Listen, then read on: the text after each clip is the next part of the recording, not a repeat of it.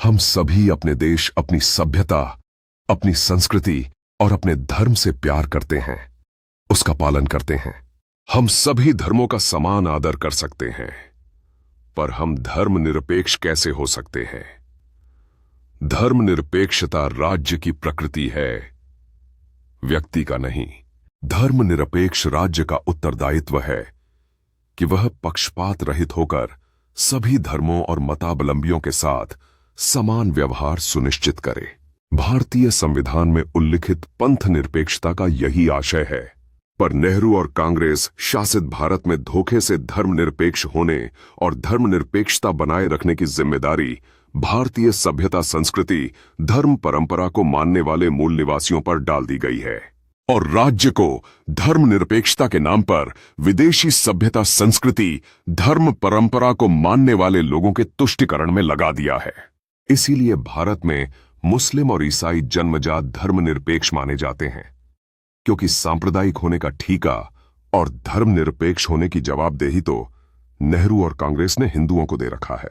इसलिए गैर मुस्लिमों के अस्तित्व को स्वीकार नहीं करने वाला, मुस्लिम परस्त और हिंदू विरोधी होना धर्मनिरपेक्ष होने के प्राथमिक लक्षण है।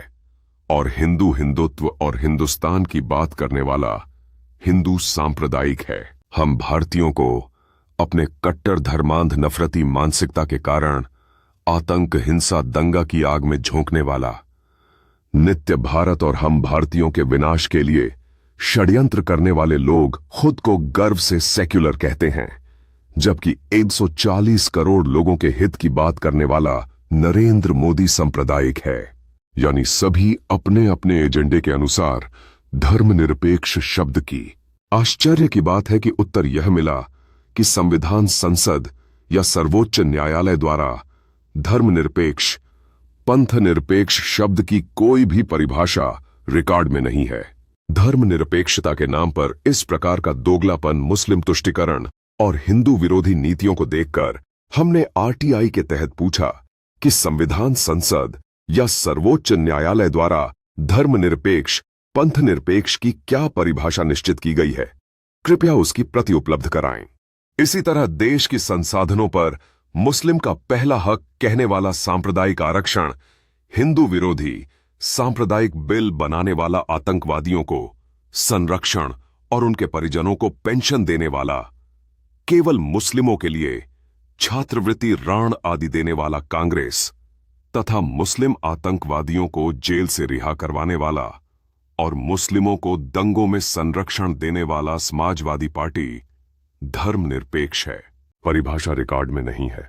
यानी सभी अपने अपने एजेंडे के अनुसार धर्मनिरपेक्ष शब्द की परिभाषा गढ़कर मुस्लिम तुष्टीकरण तथा हिंदुओं और हिंदू धर्म को नष्ट करने में लगे हैं।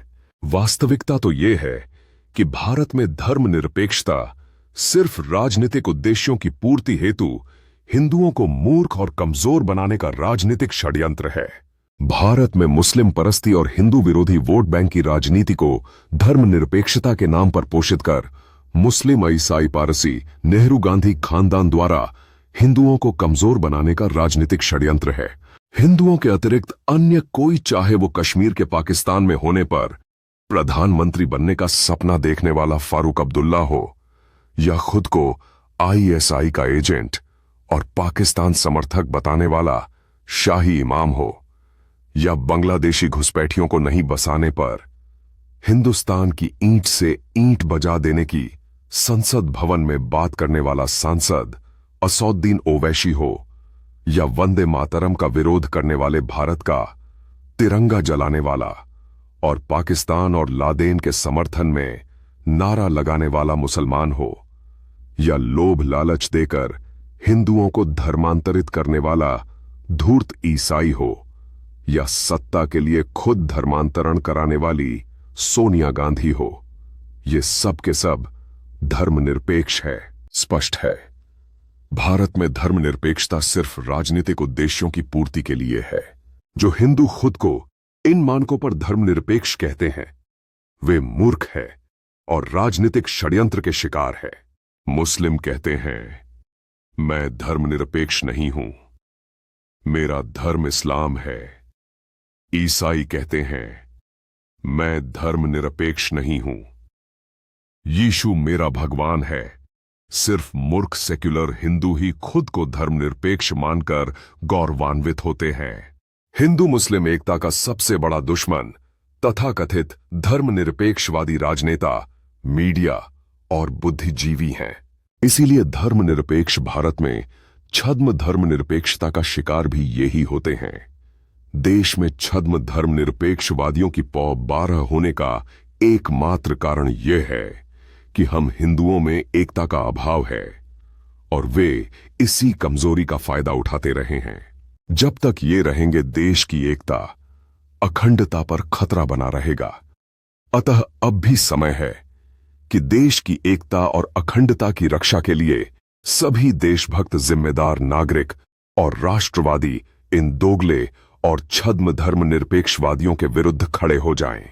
अन्यथा वो दिन दूर नहीं जब देश में गृह युद्ध छिड़ जाए और आप इन तथाकथित धर्मनिरपेक्ष नेताओं के द्वारा जाने अनजाने बढ़ावा दिए गए इस्लामी हिंसा के शिकार हो जाएं और राष्ट्र तबाह हो जाए। अतः सभी भारतवासियों से अपील है कि वे छद्म धर्मनिरपेक्षवादियों के विरुद्ध खुलकर सामने आए, इससे पहले कि हमारा धैर्य, हमारी अतिसहिष्णुता एक बार फिर हमें अंतहीन अत्याचार और दुराचार की पुनरावृत्ति की ओर ले जाए। सभी हिंदुओं, बौद्धों, सिखों, जैनों से अपील है कि वे संगठित होकर छद्म धर्मनिरपेक्षवादियों से देश को मुक्त करने का प्रयास करें। The Truth of India. Historical Stories. The End. Like and subscribe. Or comment. Car बताइए आपको हिस्टोरिकल स्टोरीज वीडियोस कैसे लगी।